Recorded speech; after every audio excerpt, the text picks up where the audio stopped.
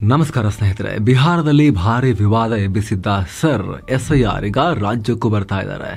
ಬಿಹಾರ ನಂತರ ದೇಶಾದ್ಯಂತ special intensive revision ವಿಶೇಷ ಮತದಾರರ ಪರಿಷ್ಕರಣೆ ಹಮ್ಮಿಕೊಳ್ಳೋದಾಗಿ ಚುನಾವಣಾ ಆಯೋಗ ಅನೌನ್ಸ್ ಮಾಡಿದೆ.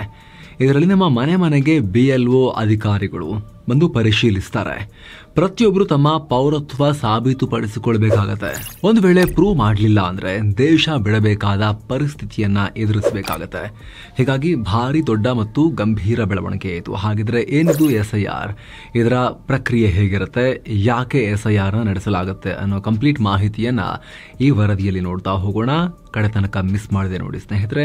ಹಾಗೆ ಸ್ನೇಹಿತರೆ, ನೀವು ಇನ್ನೂ ಕೂಡ ಮಸ್ತ್ ಮಗ ಚಾನಲ್ಗೆ ಸಬ್ಸ್ಕ್ರೈಬ್ ಆಗಿಲ್ಲ ಅಂದ್ರೆ, ಹಾಗೆ ನೀವು ನೋಡ್ತಿರೋ ವೀಕ್ಷಕರಾಗಿದ್ರೆ ನಿಮ್ಮಲ್ಲಿ ಒಂದು ಮನವಿ, ದಯವಿಟ್ಟು ವಿಡಿಯೋ ಕೆಳಗಿರೋ ಸಬ್ಸ್ಕ್ರೈಬ್ ಬಟನ್ ಮೇಲೆ ಕ್ಲಿಕ್ ಮಾಡಿ, ಹಾಗೆ ಪಕ್ಕದ ಬೆಲ್ ಐಕಾನ್ ಮೇಲೆ ಕ್ಲಿಕ್ ಮಾಡೋದನ್ನ ಯಾವುದೇ ಕಾರಣಕ್ಕೂ ಮರಿಬೇಡಿ ಅಂತ.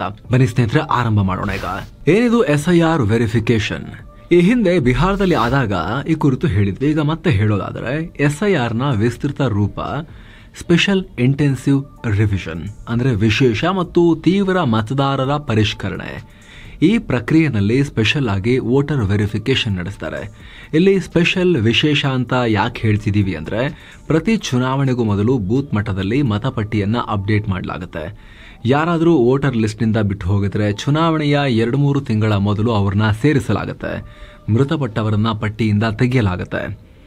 ಆದರೆ ಕೆಲವೊಮ್ಮೆ ವೋಟರ್ ಲಿಸ್ಟ್ ಸರಿ ಇಲ್ಲ, ದೋಷಪೂರಿತವಿದೆ ಅಂತ ಅನಿಸಿದಾಗ ಇಡೀ ಮತದಾರರ ಪಟ್ಟಿಯನ್ನ ತುಂಬಾ ಕಟ್ಟುನಿಟ್ಟಾಗಿ ಪರಿಷ್ಕರಣೆ ಮಾಡಿ ಜಾರಿ ಮಾಡ್ತಾರೆ. ಸಂವಿಧಾನದ ಆರ್ಟಿಕಲ್ 314 ಮತ್ತು ಪ್ರಜಾಪ್ರತಿನಿಧಿ ಕಾಯ್ದೆಯಲ್ಲಿ ಈ ರೀತಿ ಮಾಡಬೇಕು ಅಂತ ಹೇಳಿ ಅವಕಾಶ ಇದೆ. ಇದರಲ್ಲಿ ಬಹುತೇಕ ಪ್ರತಿಯೊಬ್ಬರು ಕೂಡ ತಮ್ಮ ಪೌರತ್ವವನ್ನ ಸಾಬೀತುಪಡಿಸಬೇಕಾಗತ್ತೆ. ಇದಕ್ಕೆ ಒದಗಿಸಬೇಕಾದ ದಾಖಲೆಗಳ ಸಂಖ್ಯೆ ಕೂಡ ತುಂಬಾ ಲಿಮಿಟೆಡ್ ಇರುತ್ತೆ. ಮನೆಗೆ ಹೋಗಿ ಚೆಕ್ ಮಾಡ್ತಾರೆ. ಅಲ್ಲದೆ ಇಂತಿಷ್ಟು ಟೈಮ್ ಅಂತ ಕೊಟ್ಟು ಇದೇ ಅವಧಿಯಲ್ಲಿ ದಾಖಲೆ ತಂದು ಕೊಡಬೇಕು ಅಂತ ಹೇಳ್ತಾರೆ. ಹೀಗೆ ಫುಲ್ ಟೈಟ್ ಆಗಿ ಪರಿಷ್ಕರಣೆ ಮಾಡಿ ಅಕ್ರಮ ಮತದಾರರು ಪಟ್ಟಿಯ ಒಳಗಡೆ ಸುಳಿಯದಂತೆ ನೋಡ್ಕೊಳ್ತಾರೆ. ಈ ಹಿಂದೆ ಈ ರೀತಿ ಒಟ್ಟು 9 ಸಲ SIR ವೆರಿಫಿಕೇಶನ್ ನಡೆಸಲಾಗಿತ್ತು. ಕೊನೆ ಬಾರಿಗೆ 2003ರಲ್ಲಿ ಮತದಾರರ ಪಟ್ಟಿ ರಿವಿಷನ್ ಆಗಿತ್ತು. ಈಗ ಮತ್ತೆ ಮಾಡ್ತಾ ಇದ್ದಾರೆ. ಏನು ಸ್ನೇಹಿತರೆ, ವರದಿಯಲ್ಲಿ ಮುಂದುವರಿಯುವ ಮುನ್ನ ಸೆವೆನ್ ಸೈನ್ಸ್ ಟೂರಿಸಂ ಕಂಪನಿ ಅಂಡಮಾನ್ಗೆ ಟ್ರಿಪ್ ಅನ್ನ ಆಯೋಜನೆ ಮಾಡಿದೆ. ಆಫರ್ ಪ್ರೈಸ್ ಕೇವಲ 51,700 ರೂಪಾಯಿ ಮಾತ್ರ. ಅಂಡಮಾನ್ 4 ನೈಟ್ 5 ಡೇಸ್ ಟ್ರಿಪ್ ಇದು. ಈ ಪ್ಯಾಕೇಜ್ ನಲ್ಲಿ ಫ್ಲೈಟ್ ಟಿಕೆಟ್ಸ್, 3 ಸ್ಟಾರ್ ಹೋಟೆಲ್ ನಲ್ಲಿ stay, all meals, cellular jail, light and sound show, Havelock island tour, Baratang island tour, limestone cave, elephant beach tour, AC transport ವ್ಯವಸ್ಥೆ, private ferry tickets, 24/7 Kannada tour manager ಸೌಲಭ್ಯ ಎಲ್ಲ ಇರುತ್ತೆ. ಹೊರಡೋ ದಿನ 25 November 2025. ಕೆಲವೇ ಸೀಟುಗಳು ಲಭ್ಯ. ಆಸಕ್ತರು ಈ ನಂಬರ್ಗೆ ಕಾಲ್ ಮಾಡಿ ನಿಮ್ಮ ಸೀಟನ್ನ ಕೂಡ ಬುಕ್ ಮಾಡಿ. ಬನ್ನಿ ಈಗ ವರದಿಯಲ್ಲಿ ಮುಂದುವರಿಯೋಣ. ದೇಶಾದ್ಯಂತ ವಿಶೇಷ ಮತಪಟ್ಟಿ ಪರಿಷ್ಕರಣೆ. ಬಿಹಾರದಲ್ಲಿ ಯಶಸ್ವಿಯಾಗಿ ಮತಪಟ್ಟಿ ಪರಿಷ್ಕರಣೆ ನಡೆಸಿದ ಬಳಿಕ ಆಯೋಗ ದೇಶಾದ್ಯಂತ SIR ನಡೆಸೋಕೆ ತೀರ್ಮಾನ ಮಾಡಿದೆ.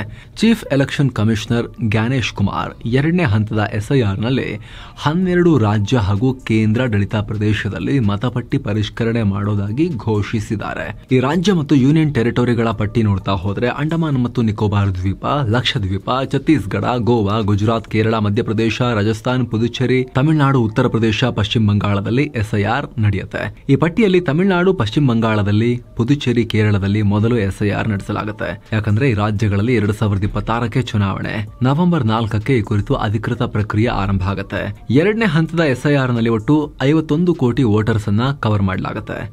ಚುನಾವಣಾ ಆಯೋಗದಿಂದ ಡಿಸೆಂಬರ್ 9ಕ್ಕೆ ಪರಿಷ್ಕೃತ ಪಟ್ಟಿ ರಿಲೀಸ್ ಮಾಡಲಾಗುತ್ತೆ. ಡಿಸೆಂಬರ್ 9, 2025 ಅಲ್ಲಿಂದ ಜನವರಿ 8, 2026ರವರೆಗೆ ಯಾವುದಾದ್ರೂ ಆಕ್ಷೇಪಣೆ ಇದ್ರೆ ಜನ ಸಲ್ಲಿಸಬಹುದು. ಎಲ್ಲ ಆಕ್ಷೇಪಣೆ ಹಾಗೂ ದೂರುಗಳನ್ನು ಪರೀಕ್ಷಿಸಿ 2026ರ ಫೆಬ್ರವರಿ 7ಕ್ಕೆ ಕೊನೆಯ ವೋಟರ್ ಲಿಸ್ಟ್ ಡ್ರಾಫ್ಟ್ ಪಬ್ಲಿಷ್ ಮಾಡಲಾಗುತ್ತೆ. ಚುನಾವಣಾ ಆಯೋಗ ಬಿಹಾರದಲ್ಲಿ ಮೊದಲ ಹಂತದ SIR ಕಂಪ್ಲೀಟ್ ಮಾಡಿದೆ. ಬಿಹಾರದಲ್ಲಿ SIR ನ ಯಾರೂ ಪ್ರಶ್ನೆ ಮಾಡಿಲ್ಲ. ಬೇರೆ ರಾಜ್ಯದಲ್ಲಿ ಹೇಗೆ SIR ಮಾಡಬೇಕು ಅಂತ ಬಿಹಾರ ಬೆಂಚ್ ಮಾರ್ಕ್ ಆಗುತ್ತೆ ಅಂತ ಜ್ಞಾನೇಶ್ ಕುಮಾರ್ ಹೇಳಿದ್ದಾರೆ. ಮತಪಟ್ಟಿ ಪರಿಷ್ಕರಣೆ ತುಂಬಾ ಎಚ್ಚರಿಕೆಯಿಂದ ಮಾಡಲಾಗುತ್ತೆ ಅಂತ ಹೇಳಿದ್ದಾರೆ. ಇನ್ನು ಸ್ನೇಹಿತರೆ, ವರದಿಯಲ್ಲಿ ಮುಂದುವರಿಯುವ ಮುನ್ನ ಮಸ್ಮಗ ಪ್ರೀಮಿಯಂ ಮೆಂಬರ್ಶಿಪ್ ಶುರುವಾಗಿದೆ. ನಿಮಗೆ ಗೊತ್ತಿರಬಹುದು, ನೀವು ಅದನ್ನ ಕನ್ಸಿಡರ್ ಮಾಡಬಹುದು. ದಿನಕ್ಕೆ ₹1 ಕಮ್ಮಿ ದರದಲ್ಲಿ ಮೆಂಬರ್ ಆಗಬಹುದು. Members only exclusive videos and live interaction ಅಲ್ಲಿ ಸಿಗ್ತಾವೆ ನಿಮಗೆ. ಆ ವಿಡಿಯೋಸ್ಗೆ ನಮ್ಮ ಚಾನೆಲ್ ಕಡೆಯಿಂದ ನಾವು ಹಾಕುವ ಯಾವುದೇ ಆಡ್ಸ್ ಇರೋದಿಲ್ಲ. ಇದರಿಂದ ನಿಮಗೆ ಪ್ರೀಮಿಯಂ ಎಕ್ಸ್ಪೀರಿಯನ್ಸ್ ಸಿಗೋದು ಮಾತ್ರ ಅಲ್ಲದೆ ಉತ್ತಮ ಗುಣಮಟ್ಟದ ವಿಡಿಯೋಗಳನ್ನ ತರೋಕೆ ನಮಗೆ ಶಕ್ತಿ ಸಿಗುತ್ತೆ. ಆಂಡ್ರಾಯ್ಡ್ ಯೂಸರ್ಸ್ ವಿಡಿಯೋ ಕೆಳಗಡೆ ಜಾಯಿನ್ ಬಟನ್ ಮೇಲೆ ಕ್ಲಿಕ್ ಮಾಡೋ ಮೂಲಕ ಜಾಯಿನ್ ಆಗಬಹುದು. ಆಪಲ್ ಯೂಸರ್ಸ್ಗೆ ಡಿಸ್ಕ್ರಿಪ್ಷನ್ ಮತ್ತು ಪಿನ್ ಕಾಮೆಂಟ್ ನಲ್ಲಿ ಲಿಂಕ್ ಇದೆ. ಬನ್ನಿ ಸ್ನೇಹಿತರೆ, ಈಗ ವರದಿಯಲ್ಲಿ ಕಂಟಿನ್ಯೂ ಮಾಡೋಣ. ಎಸ್ಐಆರ್ ಪ್ರಕ್ರಿಯೆ ಹೇಗೆ ನಡೆಯುತ್ತೆ? ಚುನಾವಣಾ ಆಯೋಗ ಎಸ್ಐಆರ್ ಘೋಷಣೆ ಮಾಡ್ತಿದ್ದ ಹಾಗೆ ತತ್ಕ್ಷಣಕ್ಕೆ ಆಯಾ ರಾಜ್ಯಗಳ ಮತದಾರರ ಪಟ್ಟಿ ಫ್ರೀಸ್ ಆಗಿಬಿಡ್ತವೆ. ಅಂದ್ರೆ ರೆಗ್ಯುಲರ್ ಆಗಿ ವೋಟರ್ ಆಡ್ ಮಾಡೋದು, ಡಿಲೀಟ್ ಮಾಡೋದು ಇರುತ್ತಲ್ಲ, ಅದನ್ನ ಸ್ಟಾಪ್ ಮಾಡ್ತಾರೆ. ಬಳಿಕ ಚುನಾವಣಾ ಆಯೋಗ ಹಲವು ಅಗತ್ಯ ಅಧಿಕಾರಿಗಳನ್ನ ನೇಮಕ ಮಾಡುತ್ತೆ. ಜನರಿಗೆ ವಿಶೇಷ ಮತಪಟ್ಟಿ ಪರಿಷ್ಕರಣೆ ಬಗ್ಗೆ ಅರಿವು ಮೂಡಿಸಲಾಗುತ್ತೆ. ನಂತರ ಈ ಬೂತ್ ಮಟ್ಟದ ಅಧಿಕಾರಿಗಳ ಕೆಲಸ ಆರಂಭ ಆಗುತ್ತೆ. ಬಿಎಲ್ಒಗಳು ಪ್ರತಿ ಮನೆಗೆ ವಿಸಿಟ್ ಮಾಡ್ತಾರೆ. ಎಲ್ಲ ಮತದಾರರಿಗೆ ವಿಶಿಷ್ಟ ಎಣಿಕೆ ಸಂಖ್ಯೆ ಇರೋ ಫಾರ್ಮ್ ನ ಕೊಡ್ಲಾಗುತ್ತೆ. ಇದು ಆಲ್ರೆಡಿ ಪ್ರಿಂಟೆಡ್ ಮಾಹಿತಿ ಇರೋ ಪ್ರತಿ. ಇದರಲ್ಲಿ ಸದ್ಯದ ವೋಟರ್ ಲಿಸ್ಟ್ ನಲ್ಲಿರೋ ಮಾಹಿತಿ ಇರುತ್ತೆ. ಇದನ್ನ ಪ್ರತಿ ಮನೆಗೆ ಹಾಗೂ ಸದಸ್ಯರಿಗೆ ಕೊಡ್ತಾರೆ. ಇದೇ ವೇಳೆ ಅತ್ತ ಆಯೋಗ ತನ್ನ ವೆಬ್ಸೈಟ್ ನಲ್ಲಿ 2003ರ ಮತದಾರರ ಪಟ್ಟಿಯನ್ನ ಅಪ್ಲೋಡ್ ಮಾಡ್ತಾರೆ. ಯಾಕಂದ್ರೆ ಈಗ ಆಲ್ರೆಡಿ ಹೇಳಿದ ಹಾಗೆ ಕೊನೆಯ ಬಾರಿಗೆ ಎಸ್ಐಆರ್ ನಡೆದಿದ್ದು 2003ರಲ್ಲಿ. ಹೀಗಾಗಿ ಇದು ಮುಖ್ಯ ವೋಟರ್ ಲಿಸ್ಟ್. ನಂತರ ಈ ಮಾಹಿತಿ ಆಧರಿಸಿ ಮತದಾರರು ವೆರಿಫೈ ಮಾಡ್ಕೋಬೇಕು. 2003ರ ಮತದಾರರ ಪಟ್ಟಿಯಲ್ಲಿ ತಮ್ಮ ಅಥವಾ ತಮ್ಮ ಪೋಷಕರ ಹೆಸರಿದ್ರೆ ಯಾವುದೇ ದಾಖಲೆ ಸಲ್ಲಿಸುವ ಅಗತ್ಯ ಇಲ್ಲ. ಒಂದು ವೇಳೆ ಮತದಾರರ ಹೆಸರು ಅಥವಾ ತಂದೆ ತಾಯಿಯ ಹೆಸರು ಇಲ್ಲವಾದ್ರೆ ಅಂತವರು ಅಗತ್ಯ ದಾಖಲೆಗಳನ್ನ ಸಲ್ಲಿಸಬೇಕು. ಇದು ಇಂಪಾರ್ಟೆಂಟ್ ಇನ್ಫಾರ್ಮೇಶನ್. ಇನ್ನೊಂದ್ಸಲ ಹೇಳ್ತೀವಿ ಕೇಳಿ. 2003ರ ಮತದಾರರ ಪರಿಷ್ಕರಣೆ ಏನಾಯ್ತು, ಆ ಟೈಮ್ ನಲ್ಲಿ ಜಾಯಿನ್ ಆಗಿ ಹೋಗಿದ್ರೆ, ಅವಾಗ ಜಾಯಿನ್ ಆಗಿ ಅವ್ರ ಹೆಸರು ಅಥವಾ ಅವರ ಪೋಷಕರ ಹೆಸರು ಪಟ್ಟಿಲಿದ್ರೆ ಆವಾಗ ಯಾವುದೇ ದಾಖಲೆ ಕೊಡ್ಕೊಂಡು ನಿಮ್ಮ ನಾಗರಿಕತ್ವ ಪ್ರೂವ್ ಮಾಡ್ತಾ ಕೂರೋ ಅವಶ್ಯಕತೆ ಇಲ್ಲ. ಒಂದು ವೇಳೆ ಮತದಾರನ ಹೆಸರು ಅಥವಾ ತಂದೆ ತಾಯಿಯ ಹೆಸರು ಇಲ್ಲವಾದ್ರೆ ಅಂತವರು ಅಗತ್ಯ ದಾಖಲೆಗಳನ್ನ ಕೊಟ್ಟು ಸೇರಿಸ್ಕೋಬೇಕಾಗತ್ತೆ. ಅಷ್ಟು ಮಾತ್ರ ಅಲ್ಲ, ಬಿಎಲ್ಒಗಳು ಅಂದ್ರೆ ಬೂತ್ ಲೆವೆಲ್ ಆಫೀಸರ್ಸ್, ಅಧಿಕಾರಿಗಳು ಮತಪಟ್ಟಿಯಲ್ಲಿ ಈಗ ಆಲ್ರೆಡಿ ಇರುವಂತ ಸದಸ್ಯರು ಆ ಮನೆಯಲ್ಲಿ ವಾಸ ಮಾಡ್ತಾರಾ, ಇಲ್ಲ ಅಂದ್ರೆ ಸದಸ್ಯರು ಯಾರಾದ್ರೂ ಮೃತಪಟ್ಟಿದಾರಾ, ಅರ್ಹ ಮತದಾರರು ಪಟ್ಟಿಯಿಂದ ಹೊರಗುಳಿದ್ರ ಅಂತ ವೆರಿಫೈ ಮಾಡ್ತಾರೆ. ನಕಲಿ ಮತದಾರರು ಪತ್ತೆಯಾದ್ರೆ ಹುಡುಕಿ ಹೊರ ತೆಗಿತಾರೆ. ಈ ರೀತಿ ಬಿಎಲ್ಒಗಳು ಒಂದು ಪಟ್ಟಿ ರೆಡಿ ಮಾಡಿ ಆಯೋಗದ ವೆಬ್ಸೈಟ್ ಗೆ ಅಪ್ಲೋಡ್ ಮಾಡ್ತಾರೆ. ವೆಬ್ಸೈಟ್ ಮೂಲಕ ವ್ಯಕ್ತಿಯ ಪ್ರತಿ ದಾಖಲೆಯನ್ನ ಚೆಕ್ ಮಾಡಲಾಗುತ್ತೆ. ಅಧಿಕೃತ ದಾಖಲೆ ಅಂದ್ರೆ ಆಧಾರ್ ಕಾರ್ಡ್, ಶಾಲಾ ದಾಖಲೆ, ಇನ್ನಿತರ ಸರ್ಕಾರಿ ದಾಖಲೆಯೊಂದಿಗೆ ಕ್ರಾಸ್ ವೆರಿಫಿಕೇಶನ್ ನಡೆಸಲಾಗುತ್ತೆ. ಇದೆಲ್ಲ ಮಾಡಿ ಪಟ್ಟಿ ಫೈನಲ್ ಆದ ಬಳಿಕ ರಿಲೀಸ್ ಮಾಡ್ತಾರೆ. ಚುನಾವಣಾ ಆಯೋಗದ ಈ ಪಟ್ಟಿಯಲ್ಲಿ ಯಾರಾದ್ರೂ ಬಿಟ್ಟು ಹೋಗಿದ್ರೆ ದೂರು ಕೊಟ್ಟು ಸರಿಪಡಿಸಿಕೊಳ್ಳಬಹುದು. 30 ದಿನದ ಬಳಿಕ ಆಯೋಗ ಎಲ್ಲ ದೂರುದಾರರ ಅಹವಾಲನ್ನ ಸ್ವೀಕರಿಸೋದನ್ನ ವೆರಿಫೈ ಮಾಡುತ್ತೆ.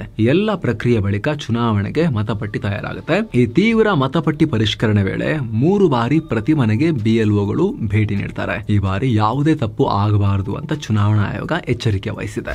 ಆಧಾರ್, ಪಶ್ಚಿಮ ಬಂಗಾಳ, ಅಸ್ಸಾಂ ಬಗ್ಗೆ ಕ್ಲಾರಿಟಿ.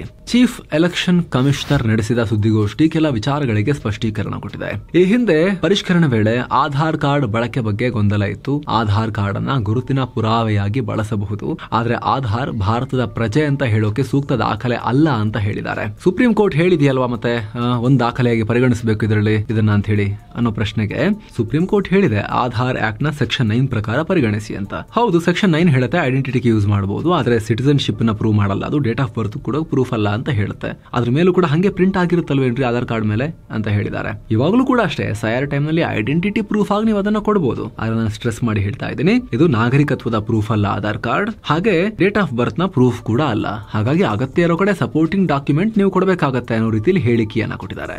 ಆ ಮೂಲಕ ಆರಂಭದಲ್ಲಿ ಚುನಾವಣಾ ಆಯೋಗ ಹೇಳಿತ್ತಲ್ಲ, ಈ ಪಟ್ಟಿಯಲ್ಲಿ ಅದ್ರ ಒಂದಿದ್ರು ಕೂಡ ಸಾಕು ಅಂತ. ಆಧಾರ್ ವಿಚಾರದಲ್ಲಿ ಹಾಗಲ್ಲ, ಡೌಟ್ ಇದ್ರೆ ಇನ್ನಷ್ಟು ಡಾಕ್ಯುಮೆಂಟ್ಸ್ ಕೇಳಬಹುದು ಅನ್ನೋ ರೀತಿಯಲ್ಲಿ ಈಗ ಹೇಳಿಕೆಯನ್ನ ಕೊಟ್ಟಿದ್ದಾರೆ. ಆದ್ರೆ ಸ್ಪಷ್ಟವಾಗಿ ಬಿಡಿಸಿ ಹೇಳಲಿಲ್ಲ ಅಷ್ಟೇ ಅವರು. ಏನೋ ಪಶ್ಚಿಮ ಬಂಗಾಳದಲ್ಲಿ ಎಸ್ಐಆರ್ ನಡೆಯೋಕೆ ಬಿಡಲ್ಲ ಎಂದಿದ್ದ ಸಿಎಂ ಮಮತಾ ಬ್ಯಾನರ್ಜಿ ಹೇಳಿಕೆಗೆ ಪ್ರತಿಕ್ರಿಯಿಸಿ ಚುನಾವಣಾ ಆಯೋಗ ತನ್ನ ಕೆಲಸ ಮಾಡ್ತಾ ಇದೆ, ರಾಜ್ಯ ಸರ್ಕಾರ ಕೂಡ ತನ್ನ ಕೆಲಸ ಮಾಡಬೇಕು, ಎಸ್ಐಆರ್ ನಡೆಸೋಕೆ ಸಿಬ್ಬಂದಿಯನ್ನು ರಾಜ್ಯ ಸರ್ಕಾರ ಕೊಡಬೇಕು, ಅದವರ ಕೆಲಸ ಅಂತ ಹೇಳಿದ್ದಾರೆ. ಅಸ್ಸಾಂನಲ್ಲಿ ಯಾಕೆ ಪರಿಷ್ಕರಣೆ ನಡೆಸ್ತಿಲ್ಲ ಅಂತ ಕೂಡ ಸ್ಪಷ್ಟೀಕರಣ ಕೊಟ್ಟರು. ಅಸ್ಸಾಂಗಾಗಿ ಪ್ರತ್ಯೇಕವಾಗಿ ಮತಪಟ್ಟಿ ಪರಿಷ್ಕರಣೆ ಘೋಷಣೆ ಮಾಡ್ತೀವಿ, ಯಾಕಂದ್ರೆ ಸುಪ್ರೀಂ ಕೋರ್ಟ್ ಆದೇಶದಂತೆ ಅಸ್ಸಾಂನಲ್ಲಿ ಪೌರತ್ವ ಪರಿಶೀಲನಾ ಪ್ರೋಗ್ರಾಂ ನಡೀತಾ ಇದೆ, ಅಸ್ಸಾಂನಲ್ಲಿ ಲೇಟರ್ ಸ್ಟೇಜ್ ನಲ್ಲಿ ನಡೆಯುತ್ತೆ ಎಸ್ಐಆರ್ ಅಂತ ಹೇಳಿದ್ರು. ಸೊ ಫ್ರೆಂಡ್ಸ್, ಇದಾಗಿತ್ತು ಆಲ್ ಇಂಡಿಯಾ ಎಸ್ಐಆರ್ ಬಗ್ಗೆ ಇಂಪಾರ್ಟೆಂಟ್ ಮಾಹಿತಿಯನ್ನ ತಲುಪಿಸುವಂತ ಪ್ರಯತ್ನ. Thank you so much. ಇಷ್ಟ ಆಗಿದ್ರೆ ಲೈಕ್ ಮಾಡಿ, ಈ ಮಾಹಿತಿನ ಎಲ್ರಿಗೂ ಶೇರ್ ಮಾಡಿ, ವಿಚಾರ ಎಲ್ರಿಗೂ ಕೂಡ ಗೊತ್ತಾಗ್ಲಿ, ಕ್ಲಾರಿಟಿ ಸಿಗ್ಲಿ. ಹಾಗೆ ಸ್ನೇಹಿತರೆ, ಆಗ್ಲೇ ಹೇಳಿದ ಮಸ್ಮಗ ಪ್ರೀಮಿಯಂ ಮೆಂಬರ್ಶಿಪ್ ಅನ್ನ ಆಸಕ್ತರು ಕನ್ಸಿಡರ್ ಮಾಡಬಹುದು. ಮತ್ತೆ ಭೇಟಿ ಆಗ್ತಿರೋಣ. ನಮಸ್ತೆ.